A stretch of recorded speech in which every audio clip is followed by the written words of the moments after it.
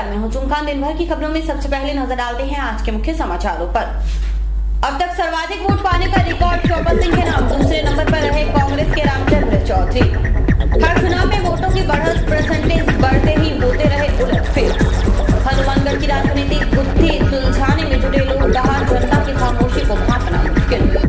Police पर हमला करने वाले 2 और आरोपी काबू, बाकी पुलिस की पकड़ से बाहर। अब समाचार विस्तार से।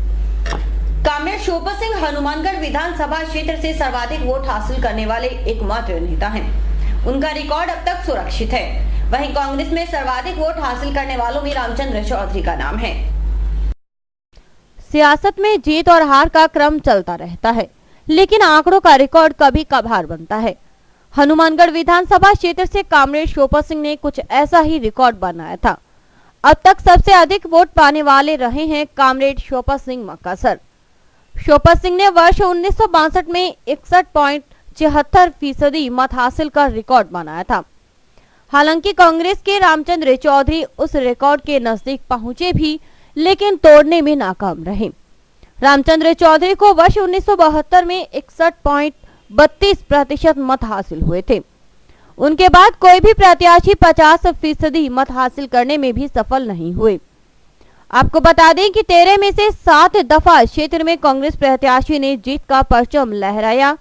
वहीं एक बार भाकपा, 2 बार माकपा, 1 बार निर्दलीय और 2 दफा भाजपा प्रत्याशी को जीतने का मौका मिला। कांग्रेस की बात करें तो 1977 में जनता पार्टी की लहर के कारण पार्टी प्रत्याशी को हनुमानगढ़ में सर्वाधिक कम 25.19% मत हासिल हुए, जबकि इसके बाद वर्ष 1993 के चुनाव में पार्टी प्रत्याशी को महज 29.68% मत मिले। कांग्रेस से जुड़े लोगों का कहना है कि जनता पार्टी की लहर और 1992 में अयोध्या प्रकरण के कारण गैर कांग्रेसी माहौल बना था, जिसका असर पड़ा था। कि हनुमानगढ़ जो क्षेत्र है, इसमें कांग्रेस बहुमूल्य रही, मतलब बहुमत से जीतती आ रही थी।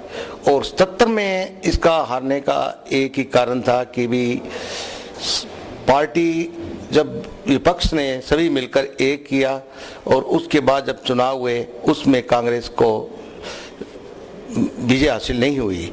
उसमें कम वोट आने की वजह यही थी कि सभी ग्रुप मिलकर उन्होंने अपनी सरकार बनाई और उसके बाद जैसे जैसे 70 में कांग्रेस हमारा यहाँ स्तर गिरा, उसके बाद से ही कांग्रेस के अंदर यहाँ मतलब हनुमानगढ़ में जो विधायक थे उनके अलावा जो नए पैदा हुए उन लोगों ने इसकी संख्या को बढ़ाने के लिए भरपूर प्रयत्न किया, लेकिन फिर भी इनको इतनी कामयाबी नहीं मिल पाई।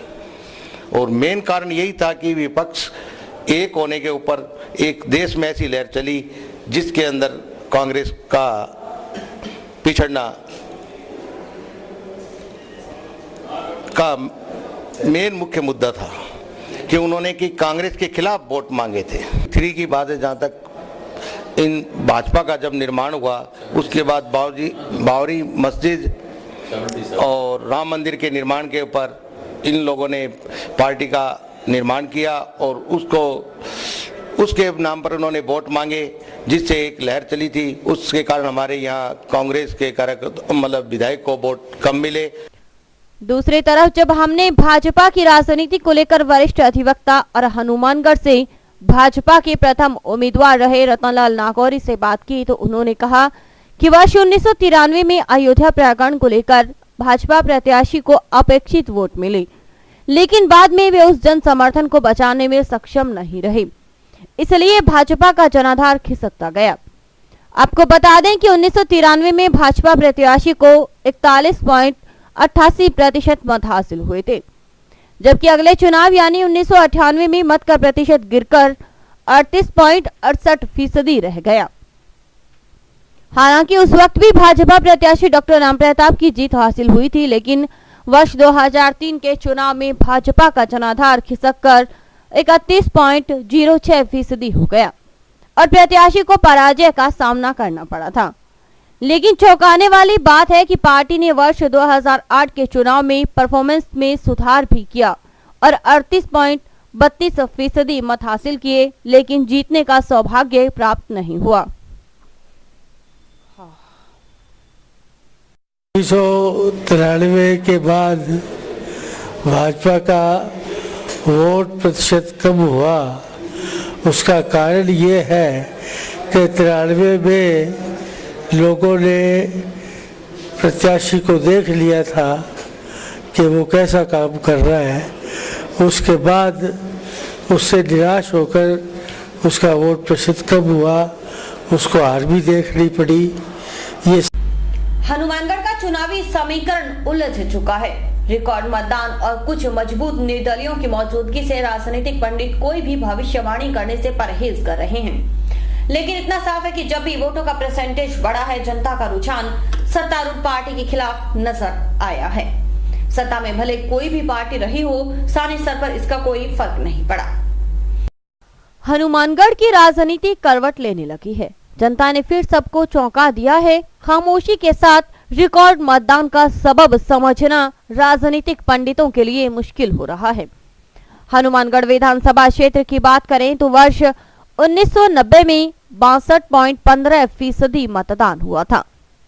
उस वक्त हनुमानगढ़ से कांग्रेस प्रत्याशी चौधरी विनोद कुमार की जीत हुई थी और प्रदेश में भैरव सिंह शेखावत की सरकार बनी।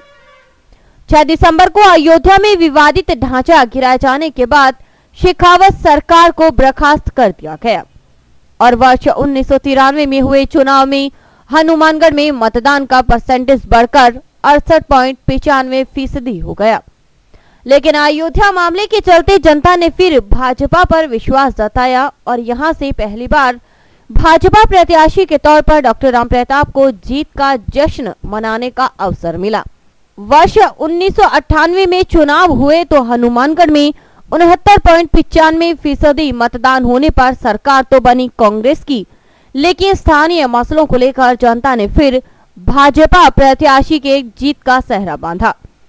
लेकिन वर्ष 2003 में हुए चुनाव में जब मतदान का आंकड़ा 75.17% पर पहुंचा तो जनता ने कांग्रेस प्रत्याशी चौधरी विनोद कुमार पर भरोसा जताया। यह अलग बात है कि उस वक्त प्रदेश में भाजपा की सरकार बनी और वसुंधरा राजे मुख्यमंत्री बनी। वर्ष 2008 में फिर बढ़ा वोटों का प्रतिशत। जनता ने मतदान में रुचि दिखाई और 78.8% मतदान हुआ और जीत मिली तो कांग्रेस प्रत्याशी चौधरी विनोद कुमार को। प्रदेश की राजनीति की बात करें तो सरकार बनी कांग्रेस की। इस बार भी मतदान में रिकॉर्ड बढ़ोतरी हुई। क्षेत्र में 84.93% मतदाताओं ने मताधिकार का उपयोग कर रिकॉर्ड बनाया है और इसी से रहस्यमय स्थिति पैदा हो गई है। कोई भी राजनीति विश्लेषक इस गुत्थी को सुलझाने में खुद को समर्थ नहीं मान रहा।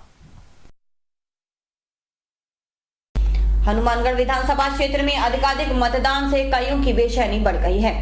भाजपा जहां अपनी जीत को सुनिश्चित मानकर चल रही है, वहीं कांग्रेस को उम्मीद है कि जनता ने सरकार के काम को देखते हुए उसे ही समर्थन दिया होगा। वहीं कुछ मजबूत निर्दलीय भी खुद की सफलता को लेकर आश्वस्त नजर आए।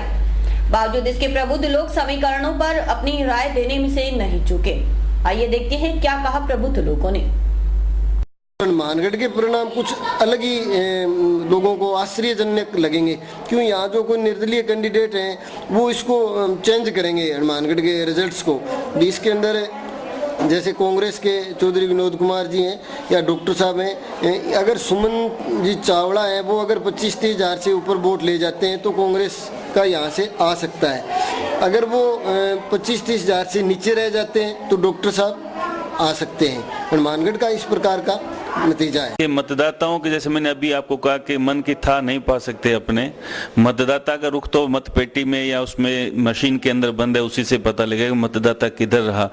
लेकिन मतदाता का जो ये शांतिपूर्ण रवैया रहा है वो ये रहता है कि पब्लिक जो है इस दिखावेपन से या ज्यादा शोर शराबे से, इन बहकावों में, छलावों में आने वाली नहीं है। अपने मन की बात सोचकर, अपने मन की बात, अपने दिल की आवाज सुनकर के, आत्मा की, अंतरात्मा की आवाज सुनकर के वोट कास्ट किए गए, इसलिए शांतिपूर्वक मतदान रहा है। देखिए, राजनीतिक फायदे वाली जहां तक बात आती है, जनता की इस बार एक ही डिमांड थी कि जो एक तो बात निश्चित है, आप जानते हैं कि शासन से सदैव शिकायत रहती है, जहां शासन होगा वहां शिकायत भी रहेगी, लेकिन जनता ने फिर फिर भी किए गए कामों की सराहना खुले दिल से, खुले मन से, अंतर मन से की है।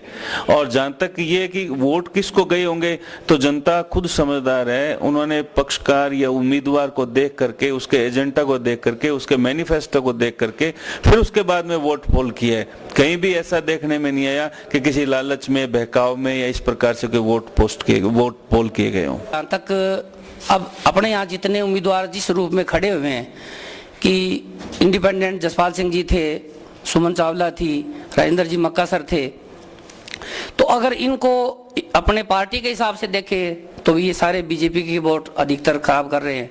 तो इससे तो ये लगता है कि कांग्रेस को 2800 या 2700 वोटों से जीत मिलेगी। और अगर अपने लोगों की हवा देखते हैं कि मोदी फैक्टर काम कर गया और कर गया, तो वो बीजेपी को जिता रहे हैं। मेरी व्यक्तिगत धारणा ये है कि यहाँ पे टफ कंटेस्ट है और पहले की तरह हार जीत 2000 के अंदर रहेगी। समाचार अभी और भी देखते रहिए दिन भर की खबरें।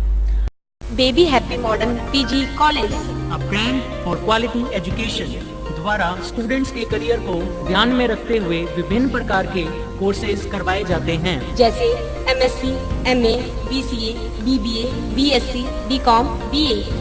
कॉलेज में वेल क्वालिफाइड लेक्चरर्स की कड़ी मेहनत से लगातार 3 वर्षों से स्टूडेंट्स ने महाराजा गंगा सिंह विश्वविद्यालय की मेरिट लिस्ट में अपना नाम लाकर शिक्षा के क्षेत्र में एक नया रिकॉर्ड कायम किया। हाय, आई एम नूरजहां। मैं बीबीए की स्टूडेंट हूं। मैंने बीबीए फर्स्ट ईयर में यूनिवर्सिटी में 3rd रैंक प्राप्त किया था। इसका सारा श्रेय मैं अपने मैनेजमेंट और स्टाफ को देना चाहूँगी, जिन्होंने यहाँ पर मुझे इतनी अच्छी फैसिलिटीज़ प्रोवाइड करवा। Simranjeet Kaur, first year I scored 80% marks, and for this I would like to thank for Baby Happy Modern PG College. The environment of this college is very learning and I have learned a lot of during these 2 years. College में corporate world की आवश्यकताओं को ध्यान में रखते हुए समय समय पर करियर गाइडेंस सेमिनार्स और वोकेशनल कोर्सेज आयोजित किए जाते हैं। महाविद्यालय में library, labs, wifi, playground, canteen, transport आदि फैसिलिटीज प्रोवाइड की जाती है। संस्था का उद्देश्य स्टूडेंट्स को एकेडमिक्स के साथ साथ एक्स्ट्रा करिकुलम एक्टिविटीज जैसे कल्चरल, स्पोर्ट्स आदि में संपन्न बनाना है। हमारे यहाँ पर आपको आकर्षक कीमतों पर 32 इंच LED, LCD टीवी उपलब्ध हैं। डीजी वर्ल्ड के शोरूम पर आपको आकर्षक brand Videocon, Sansui, Kelvinator, Electrolux, Philips, Panasonic, Kenstar आदि के होम एप्लायंसेस मिलेंगे। यहाँ पर LED, LCD TV, AC, refrigerator, washing machine, microwave, water heater आदि इलेक्ट्रॉनिक सामान आकर्षक कीमतों पर एक ही छत के नीचे में। संपर्क करें DG world, town junction road, Vijay cinema के सामने, हनुमानगढ़। भादरा स्थानीय न्यायालय अपर जिला एवं सेशन न्यायाधीश परिसर में आज अधिवक्ता चैम्बर के निर्माण कार्य के दौरान जेसीबी से दीवार गिराते समय एक युवक के दीवार के नीचे आने से मौके पर ही मौत हो गई, जिसका राजकीय चिकित्सालय में पोस्टमार्टम करवाकर शव उसके परिजनों को पुलिस ने सुपुर्द कर दिया। भादरा न्यायालय परिसर में चैम्बर निर्माण के दौरान उनके लिए पेड़ी सीढ़ी निर्माण के लिए ठेकेदार द्वारा जेसीबी से दीवार गिरवाई जा रही थी। तभी दीवार की दूसरी तरफ खड़ा जिले सिंह दीवार के नीचे आ गया।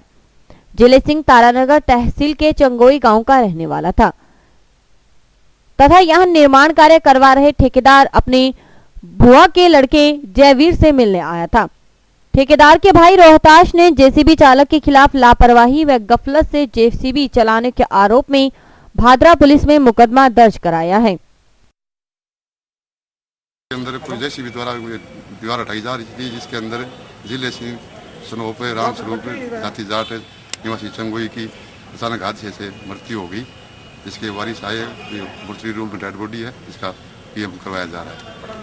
जेसीबी चालक ने गफलत लापरवाही से वो दीवार गिरने से बच्चे की मृत्यु हो गई, जिसको मुकदमा नंबर 575 धारा 279 304 FIR दर्ज की।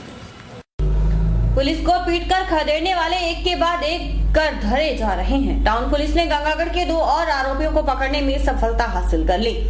पुलिस के मुताबिक होशियारी और बग्गू सिंह को चकमा दे रहा था, जिसे पकड़ लिया गया। 20 नवंबर की रात्रि पुलिस के लिए अवैध शराब के धंधे में लिप्त व्यक्तियों पर कार्रवाई करना महंगा पड़ गया। टाउन थाना प्रभारी अंतर सिंह शौरान के मुताबिक करीब दर्जन भर पुलिसकर्मियों को छापे की कार्रवाई करने के लिए भेजा था। पुलिस की गाड़ी को देखते ही पप्पू, काली, होशियारी और बग्गू जैसे लोग लामबंद हो गए और उन्होंने पुलिस को घेर लिया और लाठियों, तलवारों और बाकी हथियारों से पहले तो पुलिस कर्मियों को घायल किया, फिर वाहन को नुकसान करने लगे। इस दौरान कांस्टेबल वासुदेव सिंह, बिरजू सिंह और रतनलाल घायल हो गए। वासुदेव का हाथ टूट गया जबकि बाकी भी चोटिल हो गए। थाना प्रभारी के मुताबिक आरोपियों के खिलाफ विभिन्न धाराओं में मुकदमा दर्ज किया गया। खुद अंतर सिंह शौरान मामले की जांच कर रहे हैं। अंतर सिंह के मुताबिक पप्पू को पहले ही गिरफ्तार किया जा चुका है। 4 दिसंबर को बग्गू और होशियारी को भी पकड़ लिया गया। पुलिस उनसे पूछताछ कर रही है। दिनांक 20/11/2013 को जय सिंह एएसआई के नेतृत्व में और बीट कांस्टेबल सत्यनारायण, बिरजू सिंह व रतनलाल मौजा श्रीनगर व गंगागढ़ की तरफ शराब की सूचना पर रवाना हुए थे। वहाँ के गंगागढ़ के कुछ असामाजिक तत्व जो नशा शराब में थे, आबकारी की पुलिस गाड़ी समझकर और उनको मजा चखाने के लिए उन पर उन्होंने हमला किया। घटना के दूसरे ही दिन एक मुलजिम पप्पू को गिरफ्तार कर लिया गया। वह दिनांक 4/12/2013 को घटना में शामिल 2 अन्य मुलजिमान होशियारी व बग्गू को गिरफ्तार कर लिया गया है और उनसे आगे की तफ्तीश जारी है। शेष नामजद मुलजिमान व अन्य मुलजिमान की गिरफ्तारी के प्रयास चल रहे हैं, जो अभी रूपों से अपनी उपस्थिति छुपाए हुए हैं। मीडिया के चुनाव पूर्व सर्वेक्षणों पर सवाल उठने लगे हैं। प्रबुद्ध लोग इसका मतलब सिर्फ मीडिया और मार्केट से संबंध से जोड़ते हैं। आखिर कितना सच होता है मीडिया का एग्जिट पोल? इस मसले पर स्काई चैनल ने चर्चा की शहर के प्रबुद्ध लोगों से। आइए देखते हैं क्या कहता है प्रबुद्ध वर्ग। एग्जिट पोल जो हुआ है उसमें पूरे राजस्थान में जो पोल लिया गया है वो सिटी का पोल है। सिटी के अंदर बीजेपी का माहौल होता है। ग्रामीण क्षेत्र में और जो कांग्रेस का माहौल है, एक गरीब आदमी के पास है। वो गरीब आदमी कभी भी एग्जिट पोल वाले के पास नहीं पहुंचता, न उसके पास पोल वाले पहुंचते हैं। तो इसका रिजल्ट कुछ अजीब ही आ सकते हैं। ये जरूरी नहीं है, हो सकता है गवर्नमेंट बीजेपी की आए, पर ये नहीं हो सकता भी 150 या 130 सीटें आएंगी। पूर्णतः बहुमत आ सकता है। एग्जिट पोल का जहाँ तक प्रश्न है, पहले जबकि मतदाता सीमित हुआ करते थे, आज जितने मतदाता अब हैं उतने मतदाता पहले नहीं थे। एग्जिट पोल जो था वो कुछ हद तक मायने रखता था, लेकिन अब मतदाता समझदार है, जल्दी से अपनी मन की बात किसी को बताता नहीं है, अथाह रखता है, छिपाए हुए रखता है। इसलिए एग्जिट पोल जो कि सुनी सुनाई बातों पर निर्भर करता है, मेरी नज़र के अंदर एग्जिट पोल जो है नहीं होना चाहिए। इसको केवल मात्र एक मनोरंजन का माध्यम या साधन बना करके एक अंदाजे में या अंधेरे में तीर चलाने वाली सी बात रहती है। तो मेरी नज़र के अंदर एग्जिट पोल जो है वो सिर्फ मीडिया द्वारा अपने टीआरपी बढ़ाने के लिए या केवल मात्र लुभावने, एक समय व्यतीत करने का साधन मात्र रह गया है। वास्तविकता में सारगर्भितता इसमें कुछ भी नहीं रहती है। इसका मतलब कमर्शियल है और कुछ नहीं है। टीवी वालों को या एग्जिट पोल वालों को अपना धंधा करना है, वो धंधा करते हैं और टीवी वाले उसको प्रसारित करके अपना धंधा करते हैं और लोगों को कोई मतलब नहीं है। जो एग्जिट पोल अब वर्तमान में आ रहे हैं, जहाँ तक एबीपी का जो एग्जिट पोल उन्होंने बाकियों को आधार लेते हुए दिखाया है, उसमें राजस्थान और दिल्ली में तो वो सरासर मुझे नहीं लग रहा कामयाब होगा। कारण कि एक तरफ तो ये दिखा रहे हैं कि नई दिल्ली में 3 में से 3 सीट आम आदमी पार्टी ले जा रही है और शीला दीक्षित खुद हार रही है, और दूसरी तरफ वो एबीपी हमारी आम आदमी पार्टी को तीसरे नंबर पे दिखा रहे हैं जो विश्वसनीय नहीं है। और कम से कम 40+ यानी 41 या 42 सीट दिल्ली में आम आदमी पार्टी की रुक ही नहीं सकती। और जहाँ तक राजस्थान का जिस हिसाब से वो 134-35 सीट दिखा रहे हैं, राजस्थान में अलबत्ता तो कांग्रेस फिर से गवर्नमेंट बनाएगी और रहेगा मार्जिन तो 2 या 3 सीटों को रहेगा, बाकी 8 तारीख को सामने आ जाएगा। एग्जिट पोल को देखने से सरासर पता चलता है कि ये प्रभावित है, क्योंकि कांग्रेस वालों ने ये जो स्टेटमेंट देकर एग्जिट पोल को जैसे ही थोड़ा इम्पीच किया, उन्होंने उनके खिलाफ शुरू कर दिया। तो मुझे नहीं लग रहा कि इन 2 स्टेट के बारे में, दिल्ली और राजस्थान के बारे में ये सत्य होगी। एग्जिट पोल के लिए तो मैं ये कहूँगा कि 1977 के अंदर प्रिंट मीडिया कांग्रेस सरकार की सत्ता में वापसी दिखा रही थी। केवल मात्र 2 ऐसे समाचार पत्र थे, एक पंजाब का, एक राजस्थान का, जिन्होंने ये कहा था कांग्रेस सत्ता से बाहर होगी। वो समाचार पत्र तब तक किसी की निगाह में नहीं थे, लेकिन जैसे ही सत्ता से कांग्रेस बाहर हुई, वो समाचार पत्र अपने अपने प्रदेश के प्रमुख समाचार पत्र बन गए। इसी प्रकार अब जो एग्जिट पोल दिखाया गया है कल, वो मेरे हिसाब से तो टीआरपी बढ़ाने के लिए है।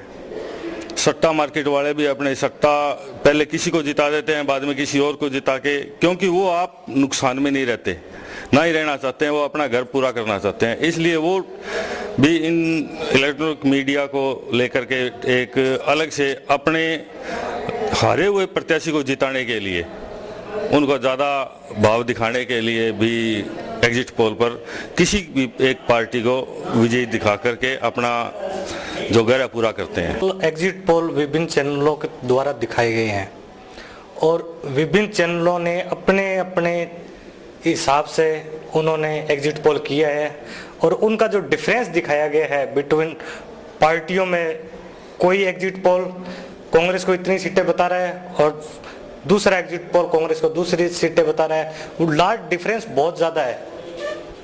तो ये एक कॉर्पोरेटेड जो घराने हैं, इन लोगों ने हाईजैक कर लिया है सारा पूरा प्रोग्राम कि ये सिर्फ एक नरेंद्र मोदी का छलावा है, उसी को दिखाने के लिए ये एग्जिट पोल और उससे पहले जो ओपिनियन पोल आए थे वो सिर्फ एक टीआरपी के चक्रों में है, मोदी को प्रोजेक्ट करने के चक्रों में है, 2014 का इलेक्शन जीतने के लिए ये सारा किया धरा हो रहा है।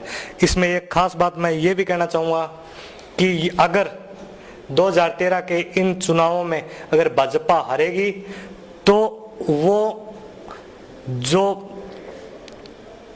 गुना का जो ठीकरा है वो स्थानीय नेताओं पर फोड़ दिया जाएगा।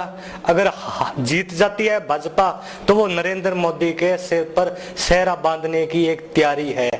एग्जिट पोल के बारे में जो सत्यता है उसमें मेरे को ये नहीं लगता कि ये पूर्णतः सही होते हैं, क्योंकि अभी पीछे पंजाब में जो इलेक्शन हुए थे उसमें एग्जिट पोल ने कांग्रेस की गवर्नमेंट बनानी चाहिए थी, लेकिन वहाँ पे उस जनता का जो निर्णय था उन्होंने अकाली दल सरकार को दोबारा दोहराया। और यहाँ भी मेरे को ये लग रहा है कि माननीय मुख्यमंत्री अशोक जी गहलोत द्वारा जो योजनाएं शुरू की गई थी, उन योजनाओं से हर वर्ग को, हर तबके को इतना फायदा हुआ है कि लोग आज भी उनको मुख्यमंत्री के रूप में देखना चाहते हैं। एग्जिट पोल एक्चुअली क्या होता है कि प्रायोजित होते हैं और बड़ी बड़ी पार्टियों द्वारा प्रायोजित किए जाते हैं। आप हरियाणा का उदाहरण ले लीजिए, जहां उन्होंने चौटाला जी को 10 से भी कम सीटें बता रहे थे और वो 33 सीटें आई। और अभी वक्त है हेडलाइंस का।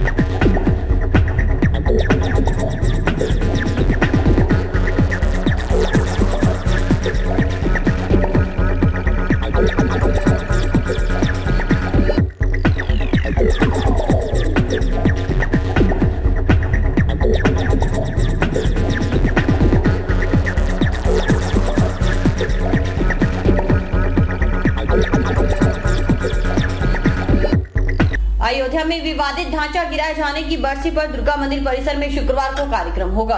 बजरंग दल और विश्व हिंदू परिषद ने इसे शौर्य दिवस के रूप में मनाने का निर्णय किया है। प्रवक्ता मोहन चंगोई के मुताबिक शाम 4 बजे शौर्य दिवस कार्यक्रम होगा। इसमें परिषद के वरिष्ठ प्रतिनिधि शामिल होंगे। कलेक्ट्रेट के पास मुख्य सड़क पर पुलिया टूटने से आवागमन में काफी बाधा उत्पन्न हो रही है। करीब 1 माह पहले टूटी पुलिया का निर्माण शुरू नहीं होने से लोगों में आक्रोश है। लाल चौक से करनी चौक तक 2 किलोमीटर बनी यह मुख्य सड़क वैसे तो कई स्थानों से क्षतिग्रस्त है, लेकिन शिव मंदिर सिनेमा के पास सड़क के बीच बनी पुलिया टूटने से वहां पर सड़क काफी क्षतिग्रस्त हो गई। मुख्य सड़क पर पुलिया टूटने से आवागमन में काफी बाधा उत्पन्न हो रही है। आए दिन वहां कोई न कोई हादसा घटित होता रहता है। करीब 1 माह पहले टूटी पुलिया का निर्माण शुरू नहीं होने से लोगों में आक्रोश है। शिव मंदिर सिनेमा रोड है, लाल चौक से ग्रेफ चौक तक जाती है। उस रोड पर कई महीनों से एक बीच में पुलिया टूटी हुई है, जिसमें आए दिन दुर्घटनाएं हो रही हैं। अभी रात ही एक जीप के अंदर कार का एक्सीडेंट हुआ और नगर परिषद के अधिकारी हैं, वो यहाँ से रोज निकलते हैं। उस पुलिया पर रेता घेरकर पानी रोकने के लिए बनाया, जिसको 15 दिन हो गए, लेकिन उसने ये जहमत नहीं उठाई कि उस रेते को उठाकर इस पुली को शुरू कर दें। उस पुलिया के आगे जो है पत्थर तोड़ के रख रखे हैं, जिससे आए दिन दुर्घटना हो रही हैं और बिल्कुल प्रशासन उदासीन है। इसकी जिम्मेवारी अगर कल को वहाँ पर कोई दुर्घटना होती है तो इसकी समस्त जिम्मेवारी प्रशासन और नगर परिषद अधिकारियों की होनी चाहिए। HDFC बैंक 6 दिसंबर को देश में रक्तदान शिविर का आयोजन करेगा। बैंक अपनी 950 शाखाओं व 515 महाविद्यालयों में विभिन्न ब्लड बैंकों के सहयोग से शिविर लगाएगा। टाउन से स्थानीय शाखा में 6 दिसंबर को सुबह 9:30 बजे रक्तदान शिविर का शुभारंभ होगा। नोहर कस्बे में घूम रहे हैं बेसहारा पशु, जिनमें अधिकतर संख्या गोदों की है, जो नागरिकों के लिए परेशानी का सबब बने हुए हैं। कस्बे का ऐसा है कोई स्थान शेष नहीं है जहां आवारा पशुओं की उपस्थिति न हो। कस्बे के मुख्य चौक, बाजार सहित प्रत्येक गली मोहल्लों में आवारा पशु घूमते नजर आते हैं। इनसे आवागमन तो बाधित होता ही है, साथ ही नागरिकों को चोटिल होने का अंदेशा भी सदैव बना रहता है। इनके आपसी चोर आजमाइश के समय तो स्थिति इतनी भयंकर हो जाती है कि नागरिकों को भागकर अपनी जान बचानी पड़ती है। कई बार नागरिक इनके कोपाभाजन का शिकार भी हो जाते हैं। अनेक लोगों के वाहन भी क्षतिग्रस्त हो चुके हैं। इस संबंध में नागरिकों ने कई बार आवाज उठाई, लेकिन वह आवाज ठंडे बस्ते में ही दबी रह जाती है। इस ओर प्रशासन कोई ध्यान नहीं देता। नागरिकों ने बताया कि यह समस्या कोई छोटी समस्या नहीं है, बल्कि बहुत बड़ी समस्या है। प्रशासन को इस ओर गंभीरता से सोचना चाहिए। जहां पर गोदे खड़े हो, वहां से गुजरने में ज्यादा समस्या बच्चों, औरतों व बुजुर्गों को होती है। नागरिकों ने बताया कि अनेक सब्जी विक्रेताओं द्वारा अपनी सब्जियों का कचरा खुले में डाल देने से पशुओं का जमघट लग जाता है। बड़ी संख्या में कस्बे में घूम रहे इन बेसहारा पशुओं से निजात कैसे मिले, इसके लिए नगर परिषद व स्थानीय प्रशासन को गंभीरता से सोचना पड़ेगा। वैसे तो पूरे नौर क्षेत्र में ही आवारा पशुओं की संख्या बहुत ज्यादा है, लेकिन अनाज मंडी में तो हद ही पार कर दी। हजारों की तादाद में एनी टाइम आवारा पशु, वो भी अमेरिकन सांड है, घूमते रहते हैं। किसानों की डेयरियों को नुकसान कर रहे हैं और एक किसान 20-25 रोज पहले उसकी बेचारे की पंसली टूट गई, टक्कर से खूब मारा उसको, तो कभी भी जान माल का नुकसान हो सकता है। 3 बार SDM को दे दिया और 4-5 बार मैं नगर पालिका के अंदर दरखास्त दिया, लेकिन एक बात कोई देश के अंदर सुनाई नहीं है। ना इस गांव के अंदर डांगर पशु आवारा बूढ़े बड़े आदमी को मार देते हैं, मोटरसाइकिल को तोड़ देते हैं और किसी जगह मतलब इस जगह इन आवारा पशुओं को कोई सुनाई नहीं है। गौशाला अंदर लेते नहीं है। गौशाला कहती है कि अमेरिकन नहीं लेंगे, कभी कहते हैं हमारे पास चारा नहीं है, कभी कहते हैं कि हमारे पास कुछ नहीं है।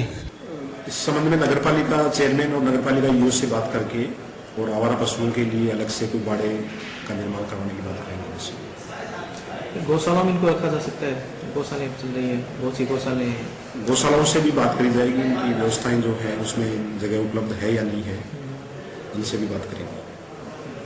सरकारी अनुदान भी लेती है गौशाला, तो कैसी कोई प्रक्रिया अपनाई जाए। सरकारी अनुदान तो विशेष रूप से जब अकाल रात कार्य चलते हैं उस टाइम गौशालाओं को सरकारी अनुदान मिलता है, सामान्य टाइम में नहीं मिलता। और इसी के साथ समाचार समाप्त हुए। रोजाना देखते रहिए समाचार। नमस्कार।